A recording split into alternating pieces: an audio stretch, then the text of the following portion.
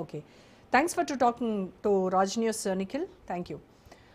So Koteswara గారు, అదే accountability అనేది ఉండాలి ఖచ్చితంగా. ధర్మేంద్ర ప్రధాన్ దీనికి బాధ్యత వహించాలి, రాజీనామా చేయాలి.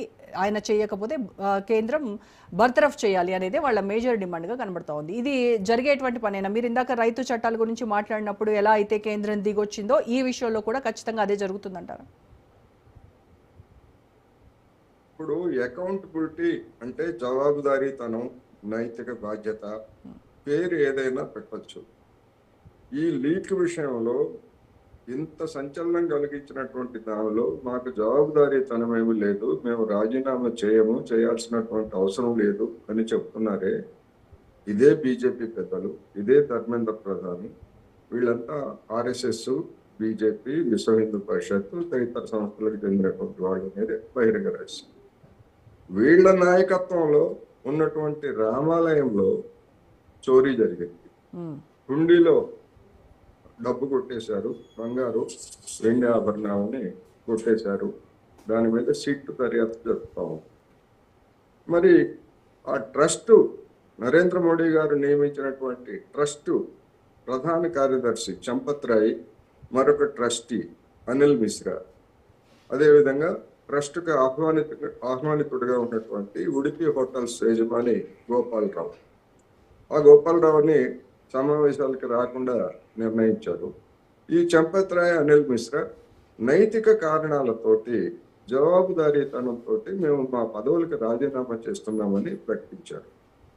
మరి దొంగలు వాళ్ళ మీద వాళ్ళు దొంగతనం చేశారని ఎవరైనా నిర్ధారించారా? చంపత్ రాయ్ కానీ అనిల్ మిశ్రా కానీ. జరిగిన దానికి మేము నైతికంగా రాజీనామా చేస్తున్నాం అన్నారు. మరి అదే ఇది ధర్మేంద్ర ప్రధానికి ఎందుకు వర్తించదు? ఇక్కడ 24 లక్షల కుటుంబాలు లేదా మొత్తం యావత్ దేశాన్ని కుదిపేస్తున్నటువంటిది. రామాలయంలో భక్తుల మనోభావాలను దెబ్బతిన్నాయి కనుక ఆ మనోభావాలకు అనుగుణంగా మేము రాజీనామా చేస్తున్నాము, నైతిక బాధ్యత అని చెప్పారే. దాన్ని ప్రశంసించినటువంటి బీజేపీ లేకపోతే సంఘ పరివారకు చెందినటువంటి వాళ్ళు లేదా సోషల్ మాధ్యమంలో ఈ ప్రశంసలు కురిపించినటువంటి వాళ్ళు మరి అదే ఎందుకు ధర్మేంద్ర ప్రధానికి ఆ సూత్రాన్ని ఎందుకు వర్తింప చేయరు? ఇప్పుడు పార్లమెంట్ లో కూడా ప్రతిపక్షాలు ఇదే డిమాండ్ పెడుతున్నాయి కదా, చర్చకు మేము సిద్ధం అని చర్చించాలి అని చెప్పారు ఫస్ట్. ఓకే, చర్చకు మేము సిద్ధం అని కేంద్రం చెప్పిన తర్వాత లేదు, మళ్ళీ ధర్మేంద్ర ప్రధాన్ రాజీనామా చేయాలి, ఆ తర్వాతే చర్చలు జరగాలి అని చెప్పేసి మళ్ళీ వీళ్ళు ముడిపెడుతున్నారు. This is not at all fair అని చెప్తా ఉన్నారు. సో మరి ఈ రకంగా పార్లమెంట్ను స్తంభింపజేస్తూ ఉంటే సమావేశాలు స్టార్ట్ అయిన డే నుంచి కూడా ఏ ఒక్క బిల్లు పైన కానీ ఏ ఒక్క సమస్య పైన కానీ చర్చ జరగకుండా ఇదే అంశాన్ని హైలైట్ చేస్తూ ఉంటే కోట్ల ప్రజాధనం వృధా అవుతోంది కదా, దీనికి బాధ్యత ఎవరిది సార్?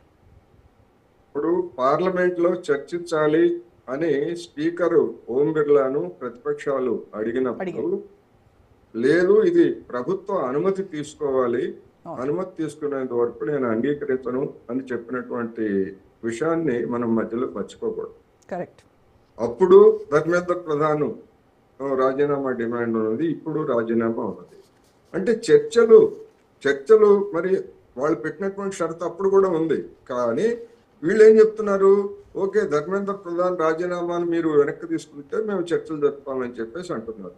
అసలు ధర్మేంద్ర ప్రధాన్ రాజీనామా లేకపోతే ఇంకోటి అనేటువంటి పక్కన పెట్టేట్లయితే మనం కొద్ది రోజుల క్రితం ఈ పార్లమెంట్ సమావేశాల్లో ఏ బిల్లుల గురించి చర్చిస్తున్నారు ఏమిటి అనేటువంటి ప్రభుత్వం లేదా బీజేపీ వెల్లడించినటువంటి సమాచారం ప్రకారం మరి ఈ లీకేజీకి సంబంధించినటువంటి కఠినమైనటువంటి నిబంధనలతో మేము ఒక బిల్లు తీసుకొస్తామనే పదం ఏమన్నా చెప్పారు ఎవరన్నా?